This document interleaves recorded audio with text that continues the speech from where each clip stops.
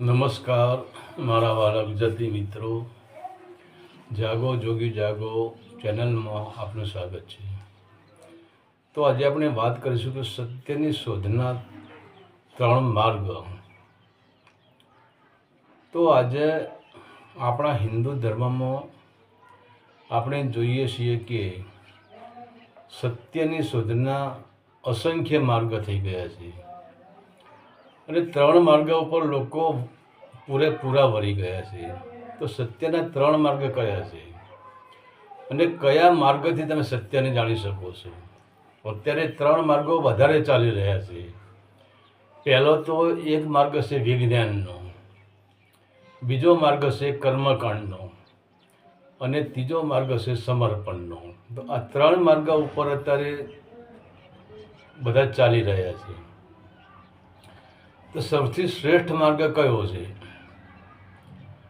તો વિજ્ઞાનનો માર્ગ, જેને આપણે આક્રમણનો માર્ગ, હિંસાનો માર્ગ અને બળજબરીનો માર્ગ કહીએ છીએ. કારણ કે આ પ્રકૃતિ ઉપર જેટલા પણ પદાર્થો દેખાય છે, જેટલી પણ વનસ્પતિ દેખાય છે, તો તેનો તોડફોડ કરીને તેમાં કેટલા ઘટકો પડ્યા છે તે જાણી શકે છે.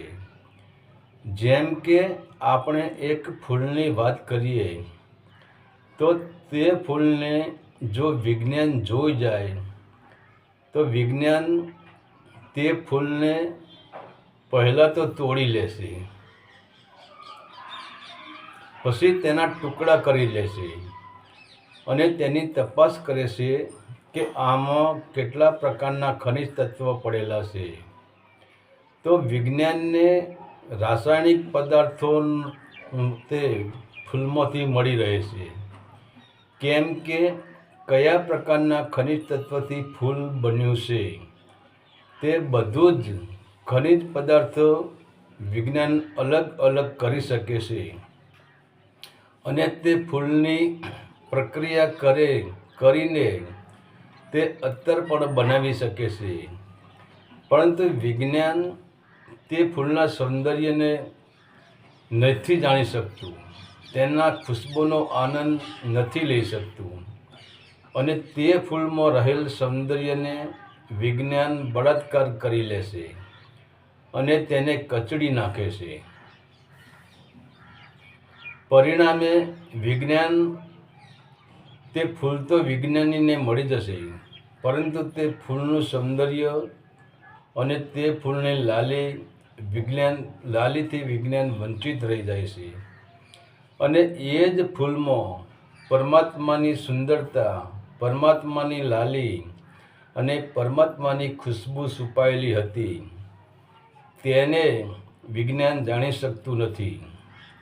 કેમ કે જેમ આપણે એક સ્ત્રી સાથે બળાત્કાર કરીએ છીએ તો સ્ત્રીનું શરીર આપણને મળી જાય છે અને તે સ્ત્રીના શરીરમાં તમારા પ્રત્યે નફરત ભરેલી તમને મળી જાય છે, પરંતુ તે સ્ત્રીનો પ્રેમ તમને મળી શકતો નથી. તો આપણે જે પ્રેમને પરમાત્મા કહીએ છીએ એ તો વિજ્ઞાન 5 તત્વોને તોડફોડ કરી શકે છે, પરંતુ સત્યથી વંચિત રહી જાય છે. તો વિજ્ઞાન ગમે એટલી તોડફોડ કરે, પણ વિજ્ઞાન પદાર્થના ઘટકોને જાણી શકે છે, એના ખનિજ તત્વોને જાણી શકે છે, પરંતુ વિજ્ઞાન કોઈ દિવસ પરમાત્માને જાણી શકતું નથી. વિજ્ઞાન કોઈ દિવસ સત્યને જાણી શકતું નથી. અને હવે બીજા નંબરે આપણે જોઈએ કે કર્મકાંડનો. તો કર્મકાંડનો જેમ વિજ્ઞાન સુંદર ફૂલને જોઈને તોડી લેશે અને તેને કચડી નાખે છે, તેના ઉપર બળાત્કાર કરે છે, પરંતુ કર્મકાંડવાળા પણ ફૂલોને તેના સૌંદર્યથી અલગ કરી દેશે અને તે ફૂલને એક તેમના મનાતા ઈષ્ટદેવની મૂર્તિ ઉપર ચડાવી દેશે અને એ જ ફૂલને બીજા દિવસે ગંદકીમાં ફેંકી દેશે. તો કર્મકાંડવાળા લોકો જે ફૂલ પ્રકૃતિના ખોળે ખીલી રહ્યું હતું, પ્રકૃતિના ખોળે જે ફૂલ નાચી રહ્યું હતું અને નિસ્વાર્થ લોકોને ખુશ્બુ આપી રહ્યું હતું, તેના જીવનનો અંત કરી દેશે અને પ્રકૃતિના સૌંદર્યને પોતાની મુઠ્ઠીમાં કરી દેશે અને છેવટે તે ફૂલને ગંદકીમાં જ મરવું પડે છે. તો જેમ વિજ્ઞાન ફૂલના સૌંદર્યમાં રમી રહેલ પરમાત્માને જાણી શકતા નથી, તેમ કર્મકાંડી પણ ફૂલના સૌંદર્યમાં રહેલ પરમાત્માને જાણી શકતા નથી અને કર્મકાંડવાળા ફૂલના અંદર રહેલી સત્યની ખુશ્બુથી વંચિત રહી જાય છે અને તેમને છેવટે ગંદકીમાં પડેલ દુર્ગંધ જ તેમને લેવી પડે છે. અને ત્રીજો માર્ગ છે સંતનો, એટલે કે ત્રીજો માર્ગ છે સમર્પણનો. અને તમે જુઓ, સંતો પાસે સમર્પણ જ હોય, સંતો પાસે આક્રમણ ના હોય. સંતોને આપણે લીલા વૃક્ષ તરફ નજર નાખીએ, પણ સંતોને લીલું ને સૂકું બંનેમાં એમને પરમાત્માના દર્શન થતા હોય. આપણે એક ફૂલ ખીલેલું હોય એ આપણને સૌંદર્ય લાગે, પણ સંતોની દૃષ્ટિમાં જે ફૂલ એની ડાળીથી તૂટીને અલગ થઈ ગયું છે, એ ફૂલ જે ફૂલ ધરતી પર પડ્યું છે, જે ફૂલ કરમાઈ ગયું છે, એમાં પણ સંતોને સૌંદર્ય દેખાતું હોય છે, એમાં પણ સંતોને પરમાત્મા દેખાતા હોય છે. કારણ કે સંતોનો માર્ગ છે સમર્પણનો, સંતોનો માર્ગ છે નમવાનો. જેમ આપણે કહીએ કે આપણે કોઈ પણ ને આપણી વસ્તુ કરવી, દાખલા તરીકે આપણે કંઈ કોઈ સ્ત્રીને આપણી પોતાની કરવી હોય તો એના પ્રત્યે બળજબરી ન કરાય, એને સમર્પણ કરવું પડે, એને પ્રેમ કરવો પડે, એને નમવું પડે. તો પરમાત્મા સ્ત્રી રૂપ જ છે. તમે આપણી પત્નીને જેટલી ખુશ રાખીએ એ પત્ની આપણા પર એટલી જ ખુશ રહે.